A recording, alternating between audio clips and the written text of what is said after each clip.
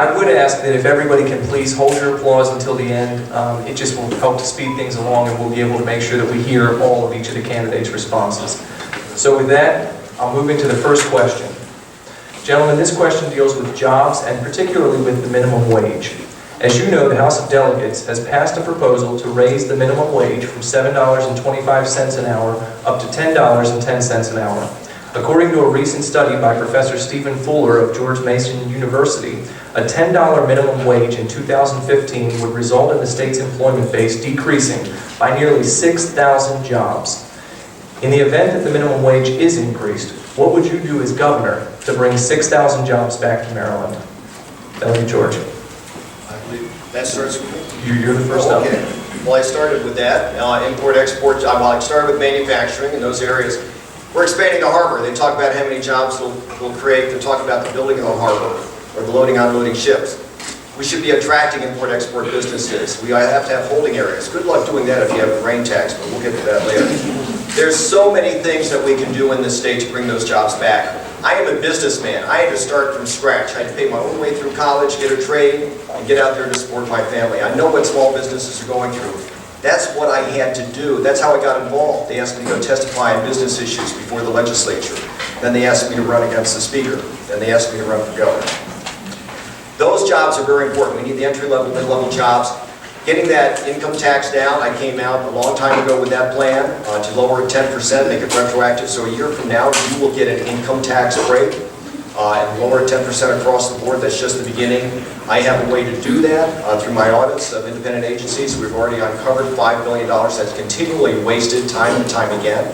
And just beginning there, we get that money in your pocket. Lower the corporate rate a little bit, but I have a long list of regulation, and I have a commission I've already put together that are studying those. I'm proud to serve with people like Delegate Andy Serafini, Delegate Steve Shue, people that are economists and business people that understand, like myself, what needs to be done in this state.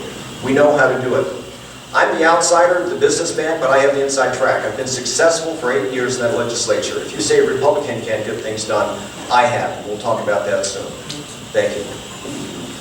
Charles Lollar. Thank you. Bringing jobs back equates to changing Maryland's economic environment. There's a whole host of ways for us to do that. But if I could first talk about quality of life here in Maryland, which is suffering to say the least.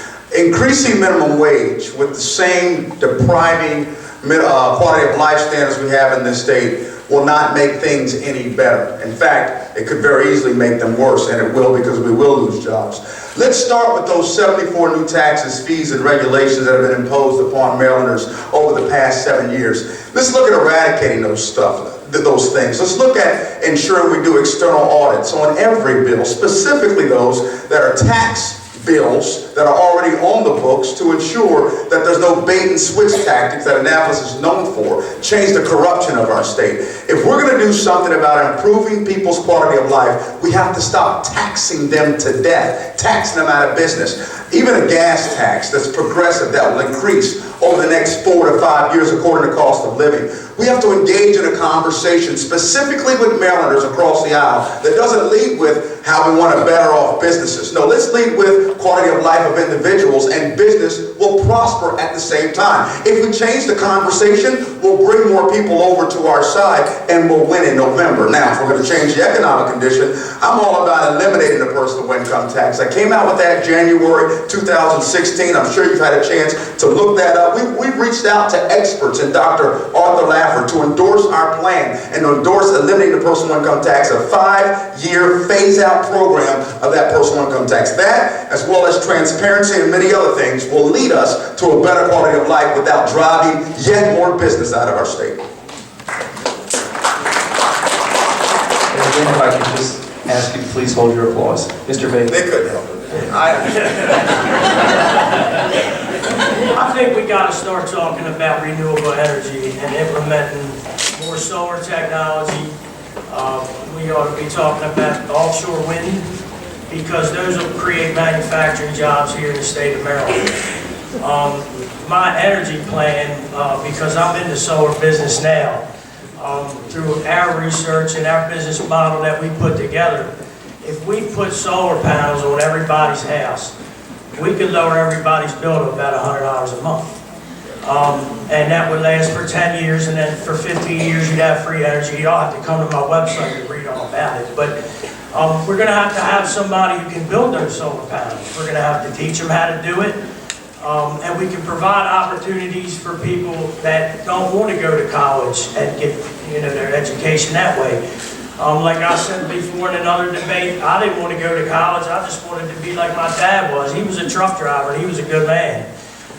He earned a living, raised a family, raised me, and I'm here now. So I think that we really got to start bringing manufacturing back in here, make it more friendly towards business, but make them pay what they owe. We're riding down the streets right now where the trucks are tearing it up. They're not paying for it, we are. So along with the tax plans and things like that, I think we got to talk about renewable energy as part of our economic plan for the future. Thank you. Well, to start with the original question, which was about minimum wage, I want to ask each of you, how many of you saw a 30% increase in your salary in the last 7 years? I don't see anybody raise their hand. That is what the O'Malley-Brown administration has done in the state of Maryland. They have raised the cost of our government by 30%. Wouldn't it have been better for anybody that's working in middle class to have had less taxes take out of their pocket and actually have that money to spend? I tell people my wife has the best economic plan. That's called spending money for those 8 grandchildren. She does that all the time. That's what we want. But if they take that money, guess what? We can't do it. The minimum wage is an entry-level position. Those are 67% of those people are 24 or younger, and that is their first job. That is not a career. And usually, if it's somebody, the other 33%, somebody like this. Their daughter's going to college, they want to go work at Home Depot and just make some cash. So we do not need to raise the minimum wage. Now, how do we bring jobs back? I mentioned that earlier. In Harford County, we already have. When the economy tanked, we brought 8,000 more jobs in because of lower taxes. But the other key is I have a really good director of economic development. When I go down to his office, he's not there because he's out working. And it isn't just about bringing in new businesses. Let's preserve the ones that are here first, and then go to Brazil and bring in other jobs. Thank you.